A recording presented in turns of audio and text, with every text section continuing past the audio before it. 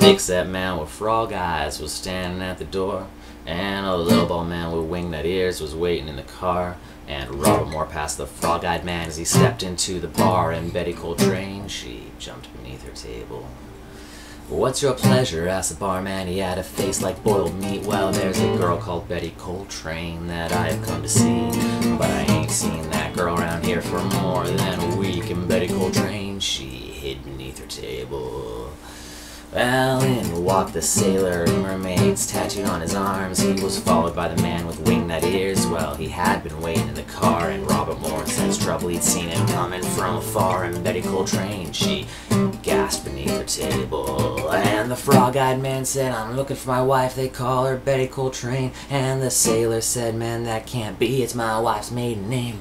And the man with the wing-nut ears said, "Hey, I married her back in Spain." And Betty Coltraine crossed herself beneath her table. Well, Robert Moore stepped up, he said, "That woman is my wife." And he drew a silver pistol and a wicked Bowie knife, and he shot the man with the wing-nut ears straight between the eyes. And Betty Coltraine, she moaned beneath her table.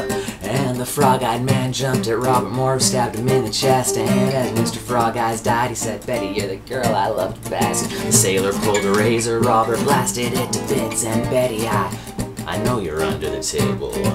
"Oh, but have no fear," said Robert Moore, "I do not want to hurt you. Never a woman did I love near half as much as you. You're the blessed sun to me, girl, and you are the sacred moon." And Betty shot his legs out from under the table, and Robert Moore went down heavy with a crash upon the floor. And over to his thrashing body, Betty Coltraine, she did crawl. She put the barrel to the back of his head, pulled the trigger once more, and she blew his brains out all over the table. And Beth stood up, shook her head, said, waved the smoke away, said, "I'm sorry, Mr. Barman, to leave your place this way." And emptying out their wallet, she said, "I'll collect my severance pay." And she winked and threw $1 on the table.